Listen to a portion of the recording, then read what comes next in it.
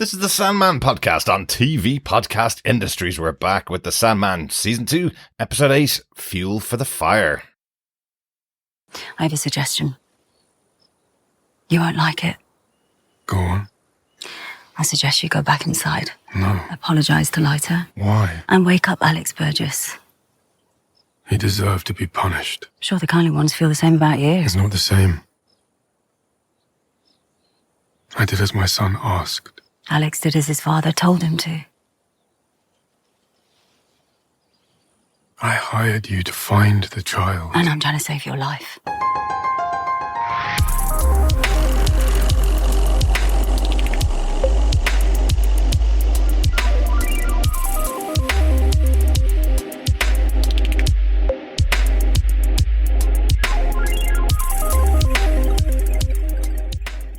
Welcome back, fellow dreamers, to TV Podcast Industries. We're back talking about the Sandman Season 2, Episode 8, Fuel for the Fire. I'm one of your hosts, Derek. Hello there, fellow dreamers. Welcome back. I am your other host, John, on this episode of The Sandman. Yes, quite a dark title, really, when you realise the kind of ending of this. Just a bit, yeah. Get those s'mores out. Oof, gosh, yeah, it's not just about it coming into autumn time and needing to put the fire on for the evening, is it? Not at all. Yeah, pretty dark one. And as we've mentioned on our previous episodes, we're not watching ahead as we're covering the Sandman, so John does not know what's coming up in the rest of the season as well. And I wanted to keep it that way for this episode because this is the second episode in the final arc of the Sandman. So we are going to discuss this episode in full spoiler-filled detail as usual, and then we'll go off and watch episode 9 and find out what happens and where it's going to go for the rest of the season. So yeah, well, it is an intriguing end as well to this, not only with the shocking actions of Loki, but equally the I guess the arguably the shocking actions of Morpheus with what he recreates. It was good to see a familiar face with old chompy eyes. Absolutely. But before we get to the end, we do, of course, have to go to the start. And just a reminder, to subscribe to the podcast, go over to tvpodcastindustries.com. You can subscribe over there to any podcast player of your choice. And we also want to hear your thoughts about the rest of the season of The Sandman. You can email us with those thoughts to feedback@tvpodcastindustries.com or pop on over to our Facebook group at facebook.com/group/tvpodcastindustries. You'll have to search a little bit now for the spoiler posts for The Sandman Season 2, but they're all available up there on our Facebook group where you can leave your thoughts on any of the episodes along with the other fellow dreamers who've been leaving their thoughts on the previous episodes. Excellent stuff. Derek, let's kick off with who gave us what, where, when, and how. Derek, what are some of the episode details? Well, the executive producers of the show, of course, are Alan Heinberg, Jamie Childs, and David S. Goyer. The writer of the teleplay for this episode is Jay Franklin, who co-wrote Season 1, Episode 10, Lost Hearts, and all episodes of the season have been directed by Jamie Childs. John, do you want to tell us what they gave us with your synopsis for Episode 8, Fuel for the Fire? Sure. Back in the Faerie realm, Queen Titania takes particular notice of the necklace Morpheus gave Nuala, who remains determined to support Morpheus through these testing times. Meanwhile, Despair visits Morpheus, showing him that Lyta is blaming him for Daniel's disappearance, while Puck and Loki pretend to be detectives. Despite the ever-growing threat of the Fates for Morpheus, Lucienne tells him that as long as he is in the dreaming, the kindly ones cannot harm him, and she convinces him to enlist a mortal agent to help find Daniel. He asks Johanna Constantine for her help. Elsewhere, Lyta is visited by the kindly ones who tells her that they will help her. Meanwhile, Puck bonds with Daniel and is not happy when Loki says that he is a pawn in the plan. As Johanna and Morpheus investigate Daniel's abduction, they visit Unity's home, where Alex Burgess remains in his eternal sleep, and Lyta threatens to kill Morpheus if anything happens to Daniel. Johanna tries to calm things down, telling Morpheus to make peace with his enemies, and convinces him to go back to the dreaming. Morpheus visits Hob, who tells him the same thing. Back in the dreaming, Morpheus frees Alex and creates a new Corinthian to help Johanna. Back on Earth, Puck has a change of heart and almost gives Daniel back to Morpheus, but it's Loki who catches him and convinces him not to do so. He puts Puck to sleep and puts Daniel in the fire. After which he tells Lyta her son is dead. Oof. Yeah. Yes, bit of infanticide here from Loki. Probably not too unusual for a Norse god of trickery. Yeah, I think Back in the day, he's mentioned before that he has 6 children who he'd probably want to put in the fire himself. So yeah, exactly. Yeah, this is nothing to Loki, but it's certainly something to our characters on this show. I think we mentioned before that this is kind of the final arc of the show. So there's one of the things that I will call out about this episode. It does feel like they're tying a bow in some of the characters that we've met so far in the show so far. There's moments here, particularly with Morpheus as he's going on his final tour, that feels like he's saying goodbye to characters that we may not see again. Yeah. Definitely got that feeling, but I liked how it was kind of tied up, I guess, in that notion from Johanna Constantine that stop creating trouble for yourself and having people who are actively pretty miffed with you and possibly could invite the kindly ones, the Furies, to actually enact the laws here, because it does require someone to effectively kick them off, to initiate them on the road to I guess killing Morpheus for killing his own son. Well, as they said last episode, they will not act on it until somebody engages with them, and his enemies are endless, as they said. So he does have many people that are willing to call upon the kindly ones to take action, but they won't do it until somebody does. Exactly. So antagonizing people, getting people annoyed at him, probably not the best of ideas if he does. And he is quite good at doing that as well. Certainly is, yeah. But I did like seeing Johanna Constantine back here. I think also what I did like just before that, but ultimately kind of one of the things that kicks off this whole element of involving Johanna is the fact that Dream is in Despair's realm here, but it doesn't feel like he's gone there willingly. It's just like he's ended up there because he is in Despair. Exactly. Rather than going to the sigil and looking to have an audience with his sister Despair, it's kind of like he's on his chair just wallowing and becoming more despairing, and ends up with his sister sat next to him. And I kind of like this idea. Well, absolutely. Like, this is the play on words that is within the Sandman at all times. You know, the idea that if you want to find destruction, you'll find it. They find destruction very simply in those last in that last arc. He is directly across the way from Morpheus. That is a bit of a joke. It's a bit of a play on those words. They wanted to find them, so they found destruction. You know, you will find destiny because that is your destiny to find him. In this case, you will go to Despair's realm when you are in despair, and it seems like Morpheus is in despair. So the moment when you have Despair behind him going, "Oh, I'm so glad to have you here, my brother. Well, actually, I'm also sore that you're here. I don't like that you're here in my realm." You know, that's the whole play on each of these members of the Endless, you know? Yeah, no, I like that. I like that she said, "I'm glad you're here, but I'm sorry you're here." Yeah. But people do need a place to be miserable. And actually, I'm surprised that Morpheus hasn't been there more often. I guess it's just not Despair, but he does have a miserable air to him. Yeah, I think she describes her realm as the place to go to grieve, to hit rock bottom before you come up for air. So despair is much further than bleakness or detachment or being miserable or even grieving. It's much worse than that. It's when you're really at your lowest ebb possible. And it can tip over. You see that a lot with the people that we've seen in Despair's realm before, or the people that we've seen Despair look upon through her mirrors. They are usually at a turning point in their life where it will either be the end of it or it'll be the start of something new. I would say is probably what you see when you see people in Despair's realm. So that is what you see here with Morpheus. But I do like that Despair looks through one of her mirrors to see, you know, Hippolyta with the police,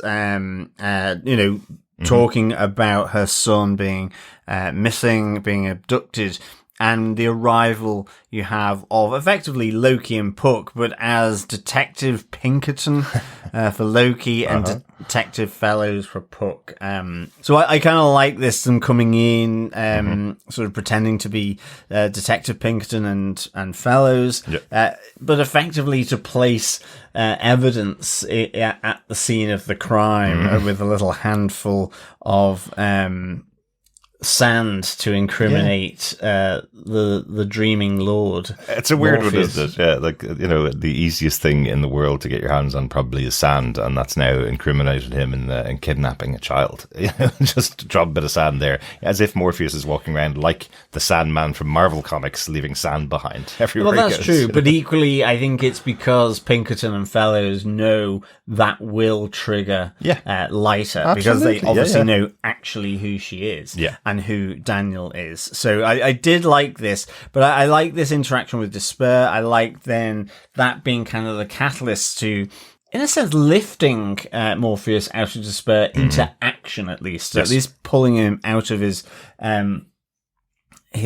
moroseness. And so, and then it kind of conflicts with Lucienne, who's kind of been looking through all the text for a way out of all of this, realizing that actually, if he stays in the dreaming, he will also be safe in his realm.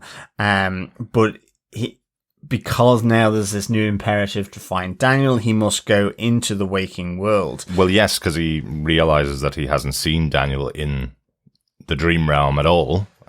So therefore he must be sedated, so he can't reach him within the dream realm. He can only save him if he goes out into the world.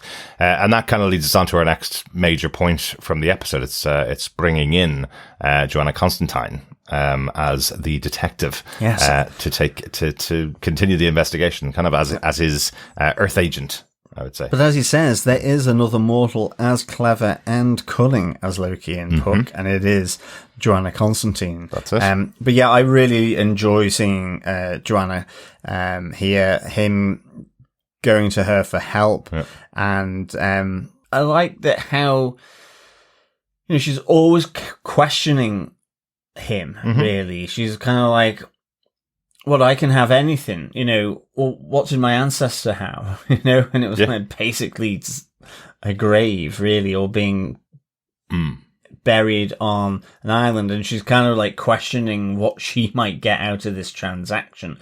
But she is willing to help. And I like that she kind of draws out the truth to some extent. Yes.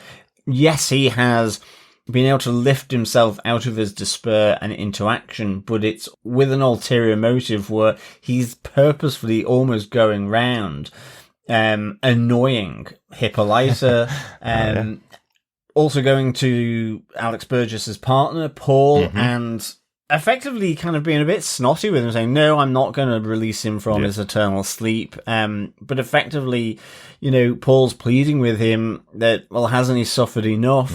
And Morpheus is of the view that, well, no, he hasn't. Yes, he did the orders of his father, but then, you know, that doesn't excuse him from this. I know. And it's ultimately that Johanna kind of really realizes that, you know, she's taken this case, she's gone to the scene of the crime, but she's like going, it's because you want to get punished here, ultimately. And this is a suicide mission, which, if it continues like that, I don't want to be involved in, you know? So I kind of just really enjoyed this, like how she can cut through his highfalutin nonsense sometimes. Exactly. Yeah. It's really interesting, isn't it, that she gets to that conclusion that he is doing all of this. He's been told he's completely safe if he stays in the dreaming, but he's doing all of this because he may have his own death wish. To be punished for Orpheus's death at his hands. I'm ultimately picking fights with those who want to see him dead in some way, exactly, or avenged or whatever. Do you know? Yeah, and there is that interesting idea with Alex Burgess and Paul. You know, that has he been punished enough? He has done something to one of the Endless, and the punishment for him was to be in eternal sleep from Morpheus. He's now at the point, or at least Paul is certainly at the point, where he's close to the end of his life. He's much later on in life. And Alex has been frozen in this eternal sleep now for years. So does he make the decision to go, right, that's enough punishment, you can live out the last few years of your life, or does he keep him in eternal sleep until he dies, effectively? So, and pedantic Morpheus is pushing once again to go, no, I think he could still stay in that eternal sleep for the rest of his life. So yeah, but that's it. And I do like though how Johanna Constantine is like saying, I'm trying to find your son here, but also I'm trying to save your life. Go back to your realm. And whilst you're about it, start to apologize to the people where you can make a difference. And that includes the likes of Alex.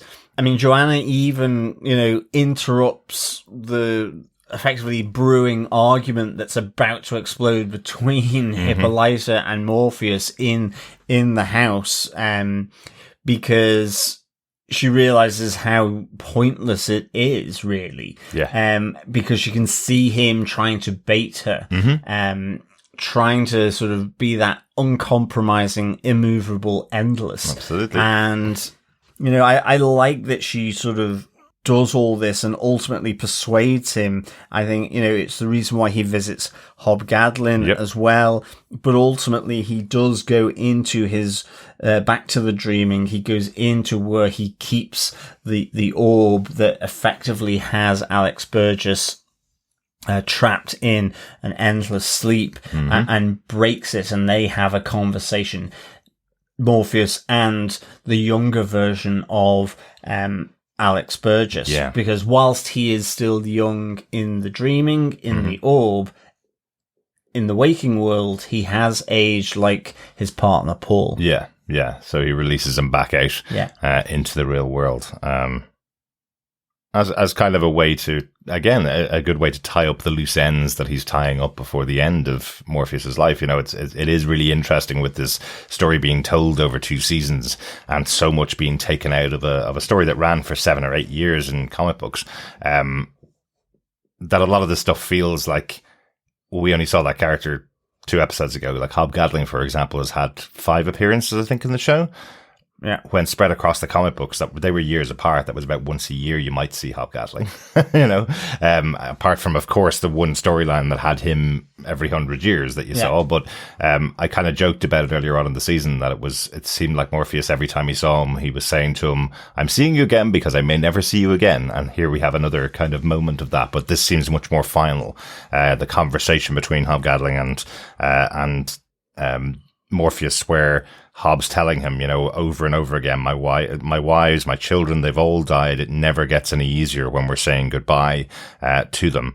But they sit and have a drink and they have a discussion between the two of them. And Morpheus is telling Hob, I've made mistakes again and again in spite of myself. And Hob is explaining to him, well, that's what being human is. You have now reached a point where you are much more human than you were in the past. And Hob reveals all that he's learnt in all of the years that he's spent living on Earth. And it's effectively just enjoy what little time we have, because no matter how long you have, you only have a little time, and try not to ruin it for anybody else. Yeah. And that's it. That's his philosophy. That's it. And that little time, yes, you think of the past, you can remember the past, you have those memories, but the time is the present, that lived experience.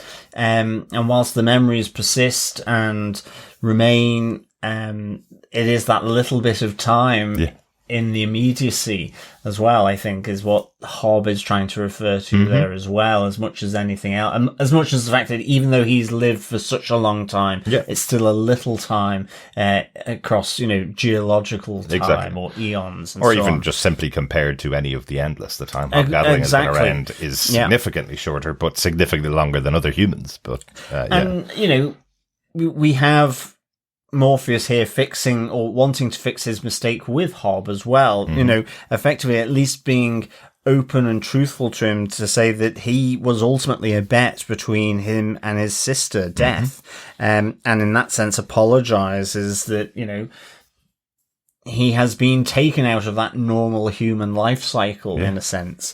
And so, you get that sort of very philosophical response from Hobgadlin, as you say, that he doesn't hold anything against, Dream here. Yeah. He made the choice. He knew what what it entailed, and the offer was always there. If you remember back to that episode that we saw hobgaddling every century, the offer was always there for him to say, no, that's enough. I've gone through too much. Yeah. You can finish the bet effectively, but Hob never chose that.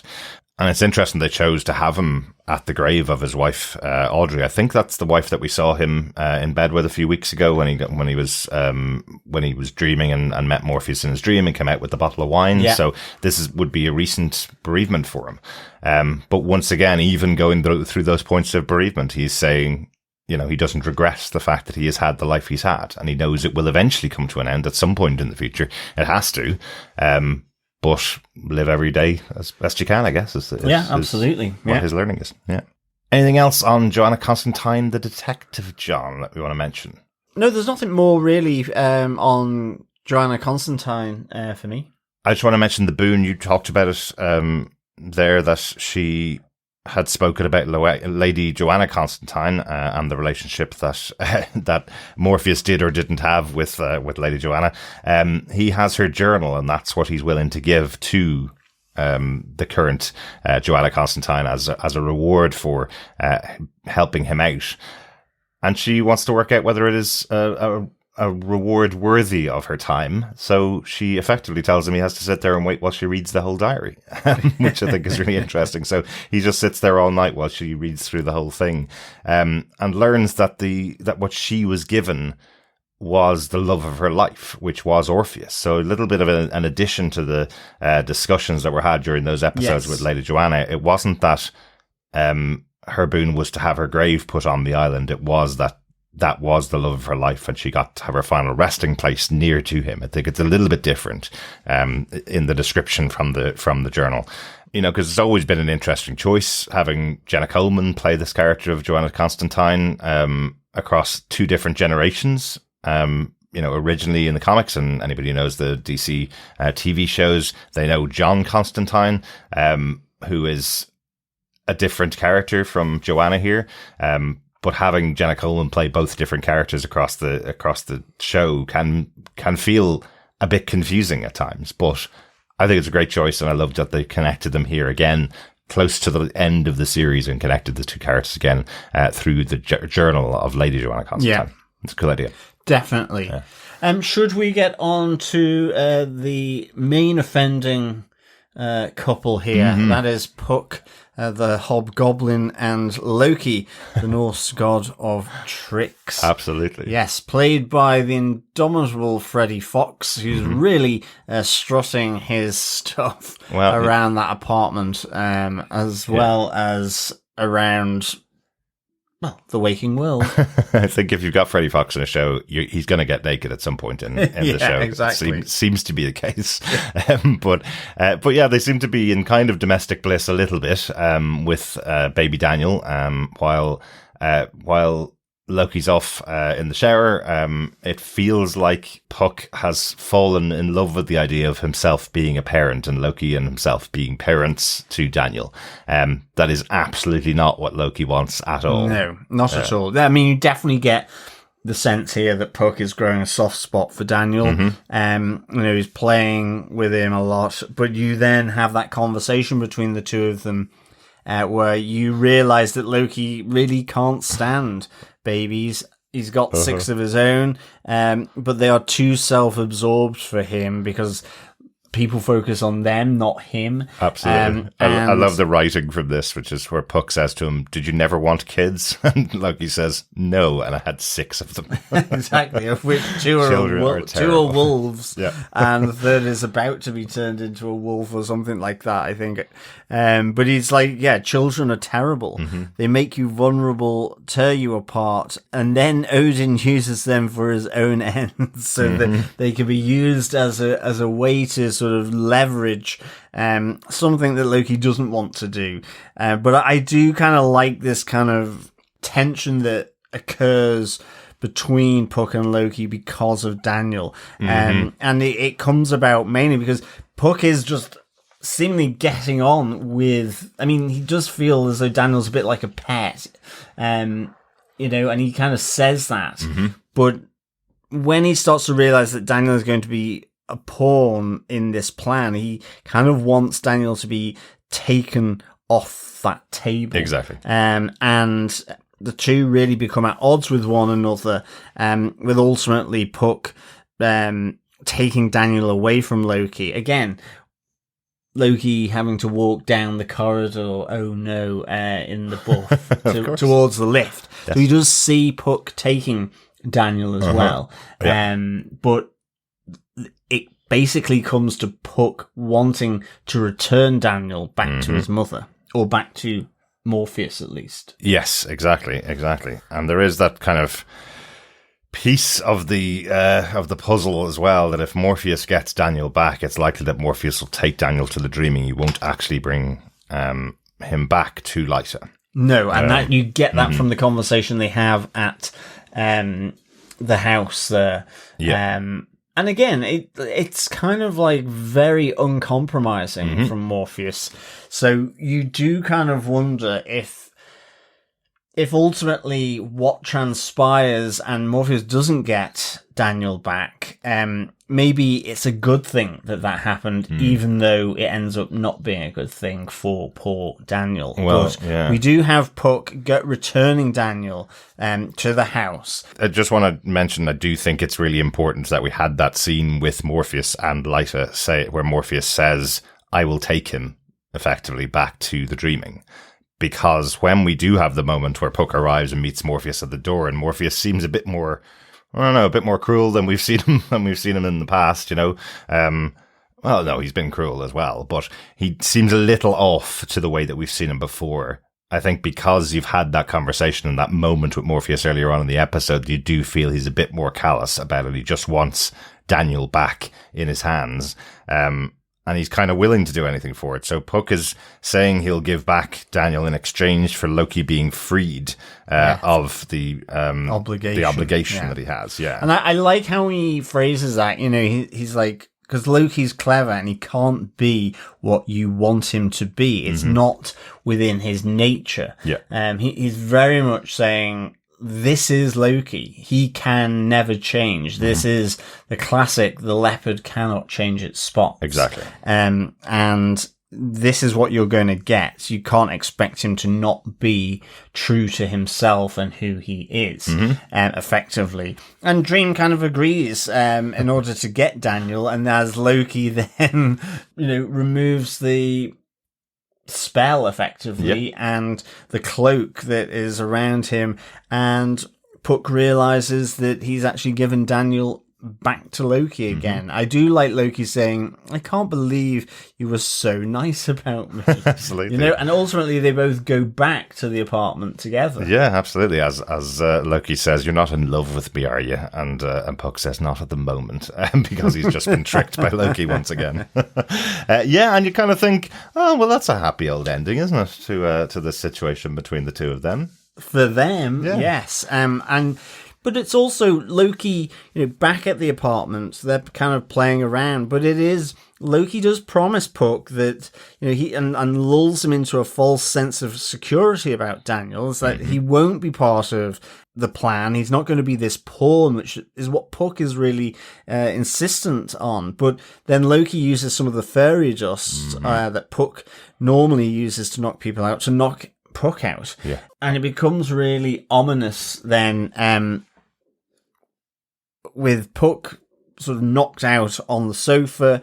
You have Loki going to get Daniel and Loki says to the knocked out, unconscious Puck, "You don't want to be awake for this part." And then you get effectively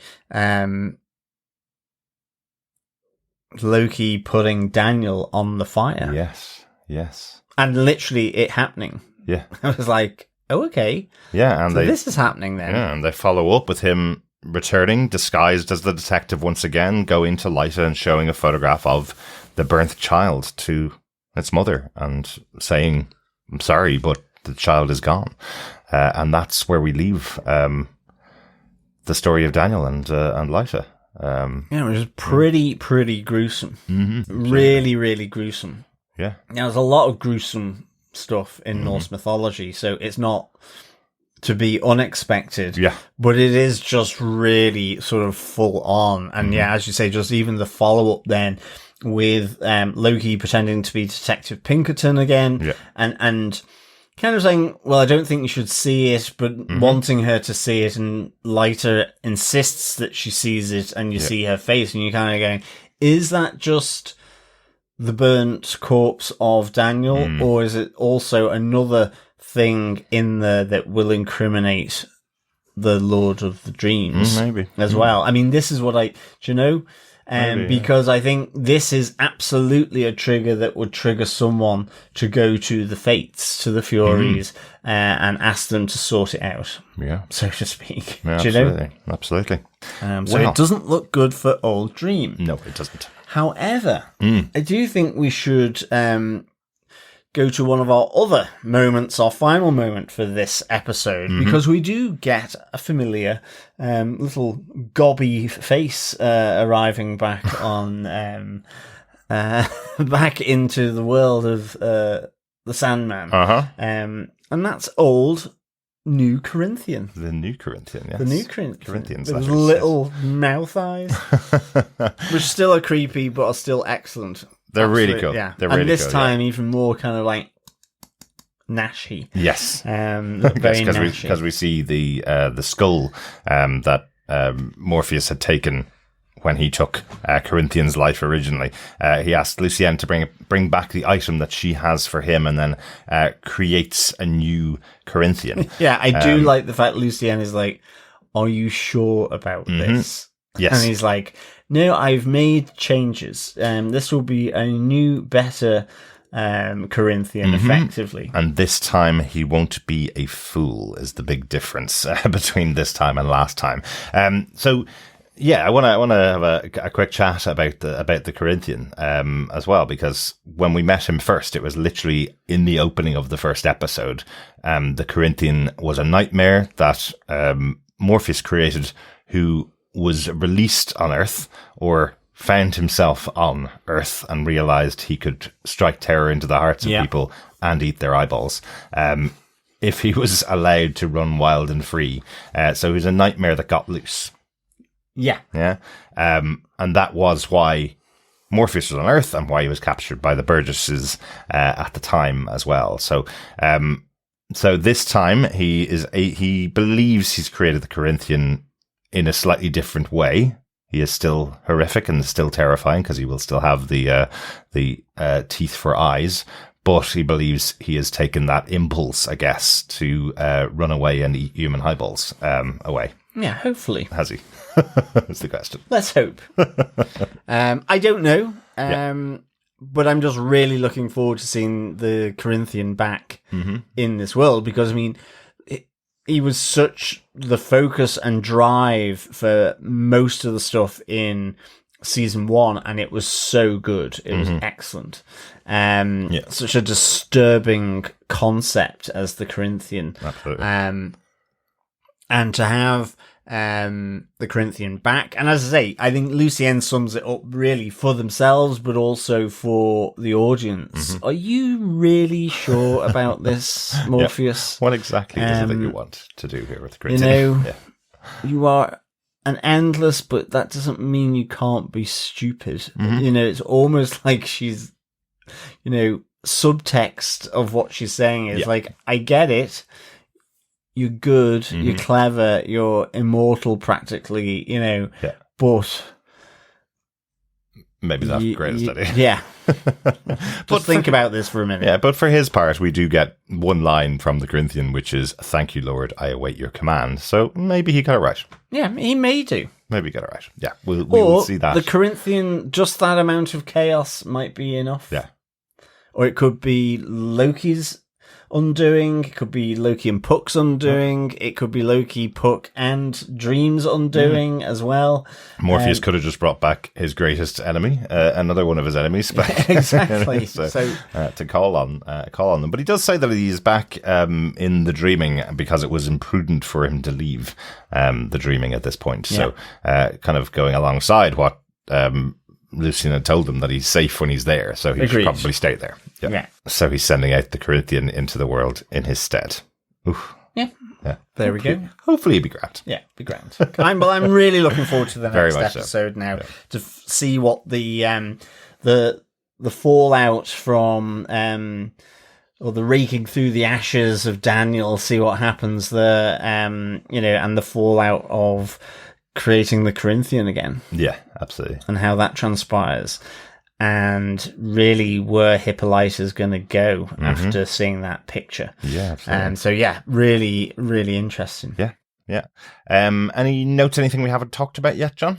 I just have one, and it is just to say that we do have the Fates visiting Hippolyta, and they call her their granddaughter. Yes. And it's interesting because, they kind of deliver three truths, so to speak, that your baby has been stolen, that you've already met those who have stolen him. I think she thinks it's Dream, but actually it's Pinkerton and Fellows, and they're going to put him in the fire.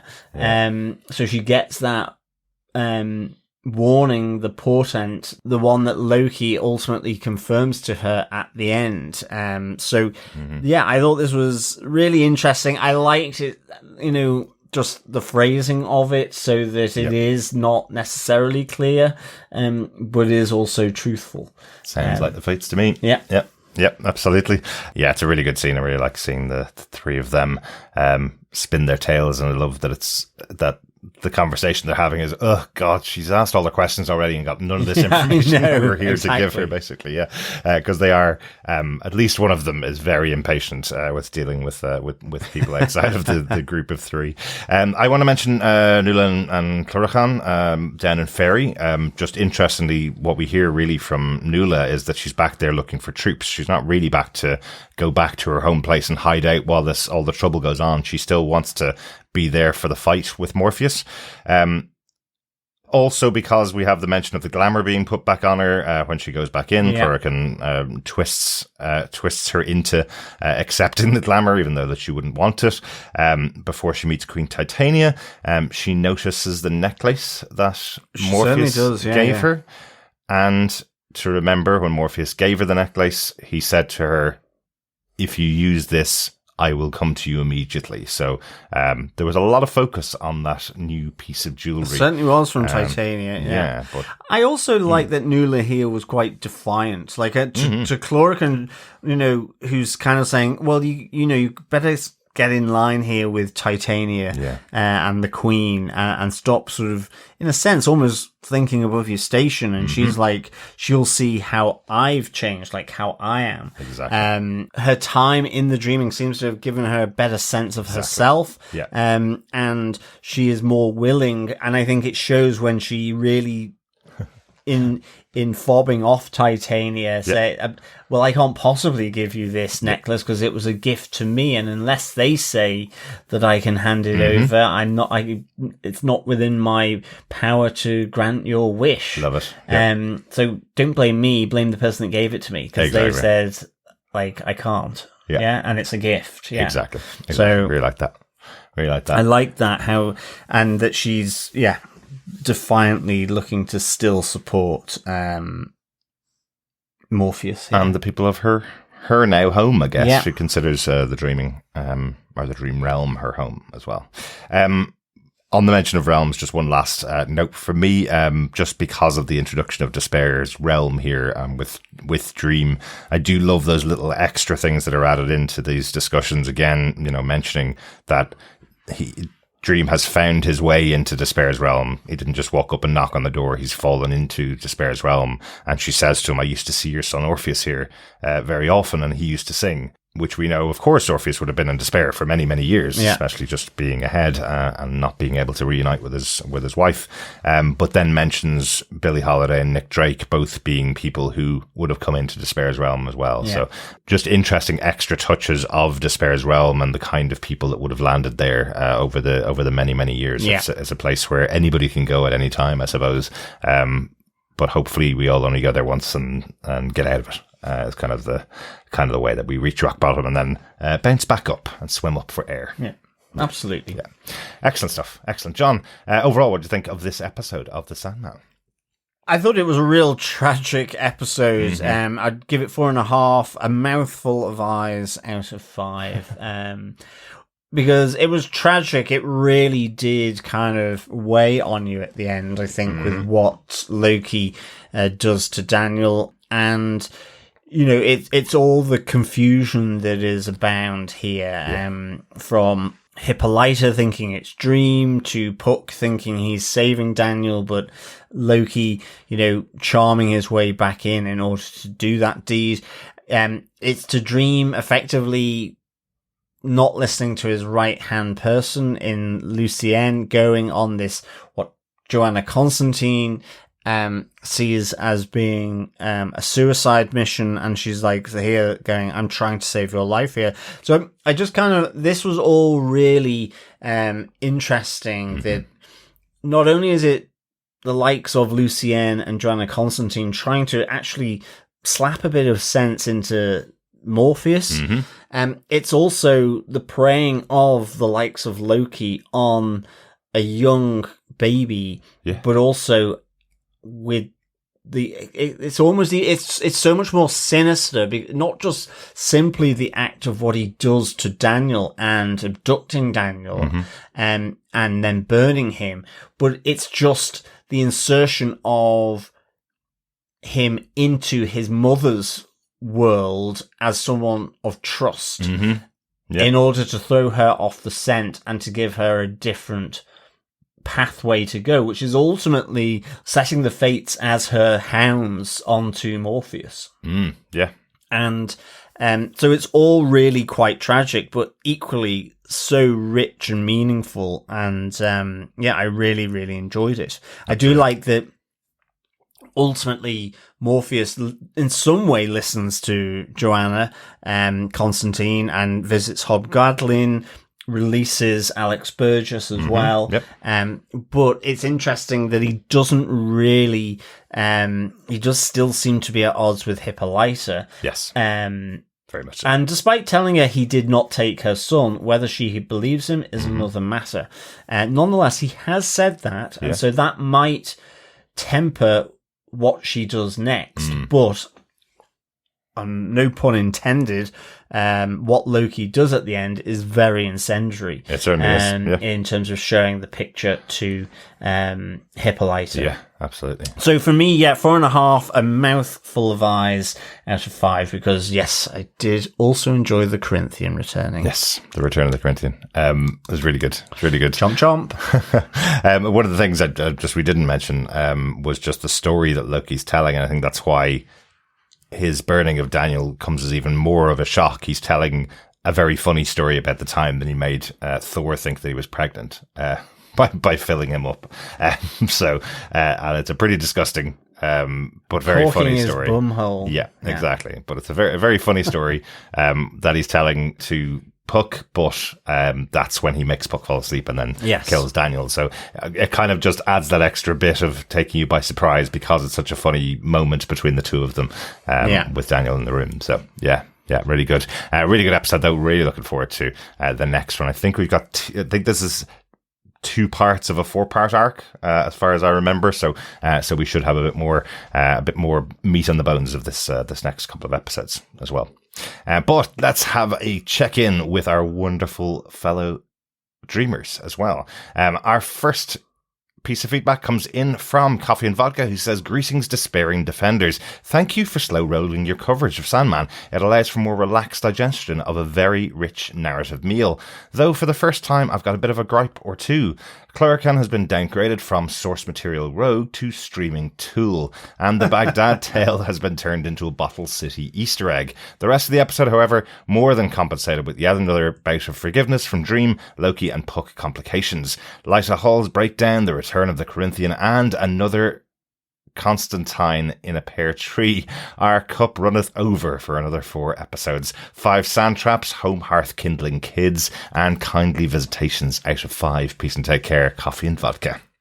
Thanks, Coffee and Vodka. You've certainly outdone yourself there with the home hearth kindling kids. You know, I definitely agree with you here. You know, the return of Corinthian and Constantine, you know, there is a lot here that's really, really good. Absolutely. Yeah.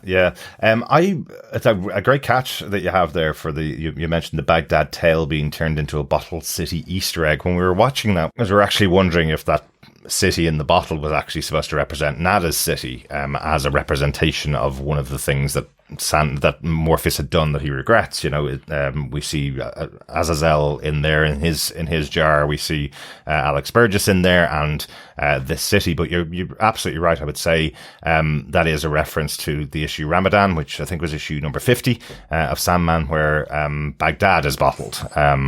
Is put into a bottle effectively. So, okay.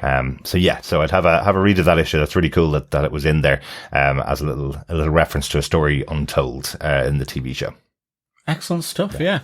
Good spot, Coffee and Vodka. And thanks for the feedback. Absolutely. Thanks, Coffee and Vodka. And over on Facebook, Dr. Bob Phillips says, tricksters are one thing who, like Puck suggests, frequently turn greed on its head, but baby burning is an irredeemable event. I can only imagine that Johanna will hunt Loki down, and then our favourite serial killer, Mark II, the Corinthian, can take him out. Unless, of course, Daniel's mother gets her hands on Loki first. Excellent stuff, Dr. Bob. I'm wondering whether it's going to be that straightforward a tale of revenge, even though there are only 4 episodes, but because with all the twisty-turny aspects here, such as involving the Fates, the mother, Hippolyta, potentially not understanding that it wasn't Dream. Yeah. So I just don't know, but hopefully it does end with Loki sort of having his eyeballs taken. Ooh, interesting. Yeah, I always wonder why Loki gets such a pass in all media. You know, he is the trickster god. He is a character that stays and lives for a very long time, but he does get punished often for the things he does wrong, because he does some horrible things to people. And here, once again, in the Sandman story, this is Loki doing something absolutely horrible. So he may still get punished for it. Remember, as we found him, and the reason why he has to do a favor for Morpheus is because he was trapped in prison supposedly forever, until he was effectively freed by Morpheus. So he may just be going back to prison after this as well. Yeah, he could, Yeah. Thanks very much, Dr. Bob. Yeah, great stuff. Thanks, Dr. Bob. We did get some feedback in from Paul Tenchi-Lee for the episode, but it did have some crossover with episode 9. So I'm going to hold it until next episode, because I don't want to spoil what happens in the next episode for Excellent John. stuff. So, yeah. Or for anybody else who's following along with us, of course. Yeah, definitely. Excellent. So thanks, Paul, for your feedback, but you'll hear it on the next episode. Okay, yes. And thank you so much, fellow dreamers, for sending in your feedback and also for joining us on the podcast. Please stay subscribed and share the podcast, because, of course, sharing the podcast is sharing the love. It is. Need a bit of that after baby burning. Yes, we do. You can also support TV Podcast Industries over on patreon.com or buymeacoffee.com as well. Just search TV Podcast Industries. Absolutely, yeah. Next time we'll be back with The Sandman, Season 2, Episode 9, The Kindly Ones. They get their own episode, John. The Furies, the Fates. What are they going to be? Are they going to really be kindly in I'd this call episode? them The Kindly Ones, John. Again, it was described, you called them The Kindly Ones to hope that they will not take out their vengeance on you, so call them The Kindly Ones. Yes, miss. There you go. We'll be back with that one as soon as we possibly can. Thanks for joining us. Talk to you again next time. Yeah, thanks so much, fellow dreamers, for joining us. Until next time, keep watching, keep listening, and of course, keep being kindly. Bye. Bye.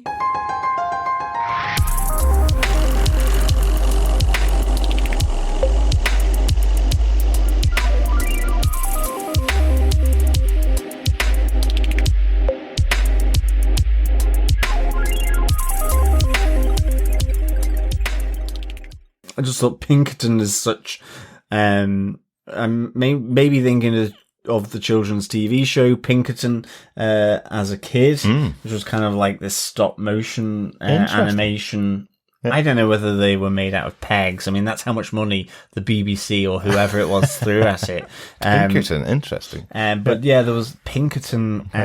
It's a vague memory. So that's all I could think of. But equally, it's just one of those names that could only come from England. I just remember it or as the upper classes. Yeah, I remember it as an album title for a Weezer album, and never really looked into where it came from. But it could easily be a British children's TV show or something like that. No, as I say, it was just there was Pinkerton, and I think that was the name of the children's TV show. And I put this one into the outtake section, as you probably know, because John was talking about a TV show called Trumpton. And the reason why Loki chooses his name as Pinkerton was because there was an American investigation agency back in the 1800s called Pinkertons. So he does choose his name because of that. So absolutely nothing to do at all with Trumpton, the children's TV show. But possibly to do with Weezer's album.